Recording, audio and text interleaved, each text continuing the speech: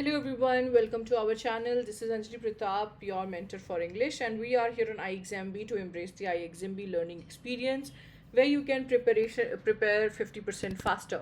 And in order to achieve that in terms of our SBI PO exam, first of all, those people who are already done with the exam अब वो तो relax कर सकते हैं, but still there are lots of students who are struggling with the last minute preparation and the anxiety which actually follows in.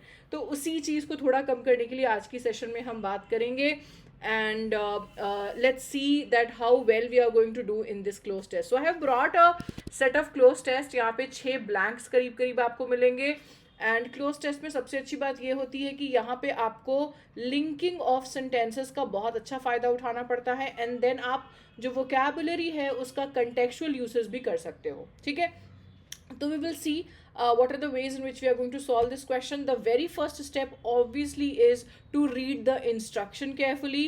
और instruction जैसे ही पढ़ लिया वैसे तुरंत पैसेज पे आ जाइए एंड पूरा पैसेज पहले पढ़ेंगे without looking at the options students. ठीक है, तो चलिए वही काम करते हैं. यहाँ पे क्वेश्चन कह रहा है मेरा, given below there is a paragraph consisting of blanks against each number.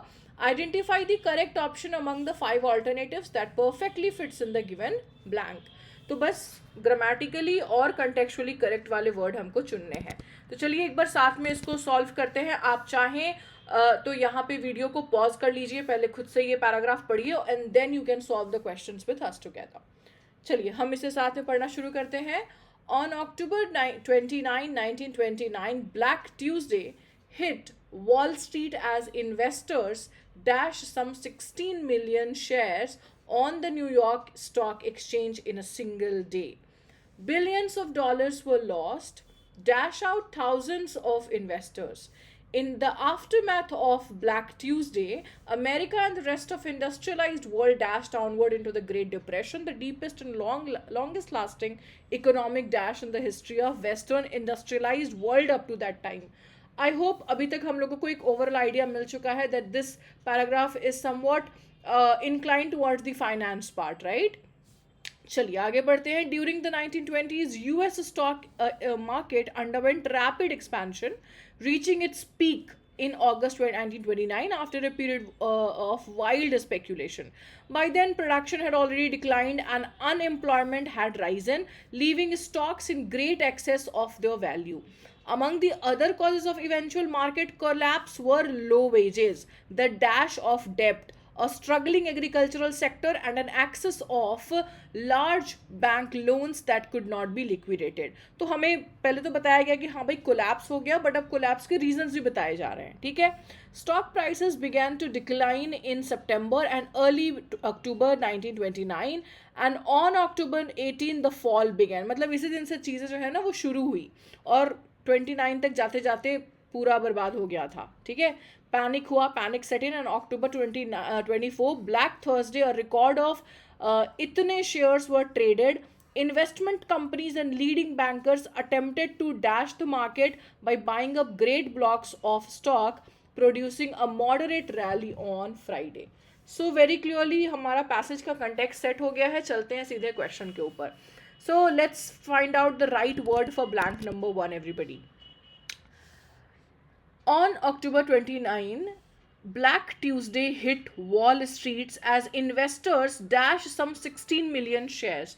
तो इन्वेस्टर्स क्या किए होंगे? ट्रेड किए होंगे, इन्वेड किए, सेग्रीगेट किए या डॉन्ट किए या हॉल्ट किए. बहुत क्लियर सी बात है that we are talking about the investors. So investor they trade their money in the shares, right? तो बहुत आराम से कंटेक्चुअल आंसर जो है वो हमारा एक ही तरफ जा रहा है. इन्वेड का मतलब हो जाता है अटैक कर देना बच्चे. सेग्रीगेट का मतलब आप जानते हैं, अगर नहीं जानते तो याद रखिए, सेपरेट करना, डिवाइड करना. डॉन्टेड तब हम यूज करते हैं जब कोई चीज आपको डरा दे, है ना, like you got feared out of it, तो you got daunted out of it. Halt का मतलब हो जाता है स्टॉप कर देना. So that was our first question. Let's try blank number 2. Blank number 2 बोलता है billions of dollars were lost, dash out thousands of investors. तो क्या हुआ होगा? अफोर्डिंग, वाइपिंग, वांटिंग, वैकेटिंग या आर्टिफिशियल। अब एक बात पक्की है कि इनके साथ आपको आउट लगाना है, राइट? सो इन द हम क्या कह रहे हैं कि dash out thousands of investors, तो affording out no, the right one is going with wiping out. Wipe out का मतलब हो जाता है कंप्लीटली एलिमिनेट कर देना किसी चीज़ को। तो इन्वेस्टर्स चले गए यहाँ से। फिर आती है हमारी थर्ड क्वेश्चन की बारी। In the aftermath of Black Tuesday, America and the rest of the industrialized world reprimanded downward into Great Depression, embedded, spiraled, mounted या disregarded। देखो सभी वर्ड्स में ना निगेटिव सेंस तो आ रहा है, but that is not only enough to find out the right answer. हम ये कह रहे हैं ना कि वो धीरे धीरे नीचे की तरफ चलता चला गया and then it actually ended in great depression. So basically it went in loop, और उससे सबसे करीब आंसर हमें दिख रहा है spiralled. Yes, you are thinking right. Reprimand का मतलब हो जाता है किसी को डांटना, स्कोल्ड करना, ठीक है।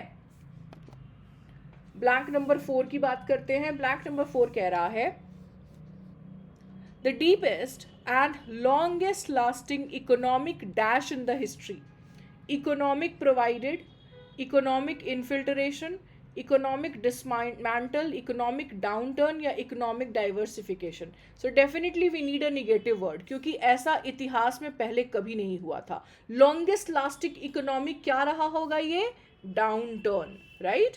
बस एकदम सही वर्ड पकड़े हैं। ब्लैंक नंबर 5 पे चलते हैं।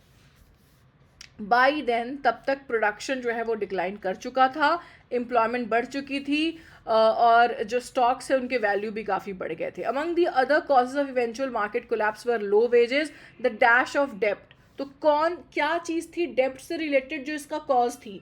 Commotion of dept, empire of dept, significance of dept, proliferation of डेप्ट या रेनोवेट। तो जाहिर सी बात है, आपका क्या चीज़ होगा कर्ज जिसकी वजह से आप परेशानी में आ जाएंगे? सोचने वाली बात है। तो भाई अगर मेरा जो डेप्ट है ना वो काफ़ी ज़्यादा बढ़ जाए, सो प्रोलिफेरेशन सबसे बढ़िया वर्ड है, because that means rapid increase. कोई चीज़ जब बहुत तेज़ी से बढ़ रही होती हो, मल्टीप्लाई होती हो, तो प्रोलिफेरेशन लगाते हैं। बस वही वर्ड था। लास्ट ब्लैंक है इस पैराग्राफ का बच्चे। सो थर्सडे को क्या हुआ? रिकॉर्ड इतने शेयर्स जो है वो ट्रेड किए गए। Investment companies and leading bankers attempted to dash the market. क्या किए होंगे? इन्फर्मिटी, क्रेडिबिलिटी, स्टेबलाइज, बर्डन या रैशनलाइज। देखो भाई, सबसे पहली बात, ग्रामर के हिसाब से क्वेश्चन सॉल्व करें तो वर्ब 1 चाहिए, वर्ब का फर्स्ट फॉर्म चाहिए। This can not be the word, this can not be the word and this can not be the word. तो भाई बैंकर्स क्या सोचे होंगे? स्टेबलाइज कर दे मार्केट को या रैशनलाइज करें? एग्जैक्टली तो वो अपने जो मार्केट है ना उसको स्थिर करने की सोचेंगे, राइट? उसे काम करने की सोचेंगे, ना कि रैशनलाइज करने की सोचेंगे, राइट? तो इसीलिए हमारा आंसर जो है वो ऑप्शन नंबर सी के साथ गया। गाइज हमने आज क्लोज टेस्ट इसलिए सॉल्व किया है क्योंकि क्लोज टेस्ट आपके एग्जाम में आ रहे हैं, so we should know what are the right ways to attempt these question. Please make sure, एक सबसे बड़ी गलती बच्चे यहाँ करते हैं और वो है एक क्वेश्चन पढ़ते हैं और वो सीधा आंसर लगाने चले जाते हैं rather than reading the entire paragraph. Please remember that this is not a filler question, this is not a single filler और डबल फिलर बेस्ड क्वेश्चन। ये पैराग्राफ आपके ऑथर ने इसीलिए दिया है ताकि आप अपने कंटेक्स्ट को समझें और उस हिसाब से सेंटेंसेस को आपस में लिंक करके करेक्ट वर्ड चुनें। तो आज के लिए इतना ही रखते हैं। एक और बात आप सभी के साथ यहाँ शेयर कर दूँ, those people who are looking for right now any mock test kit, you people can definitely avail this on our platform. अभी भी जो एग्ज़ाम है वो 16 and 24 वाला बचा हुआ है, so you people can do the maximum you can, right? और उसमें मॉक टेस्ट बहुत बड़ी भूमिका निभाएगा इन लास्ट के कुछ दिनों में। So please feel free to visit our website for more such info. आज के लिए इतना ही रखते हैं। If you have any question, any doubt, feel free to ask that in the comment section. Bye bye everyone and take care.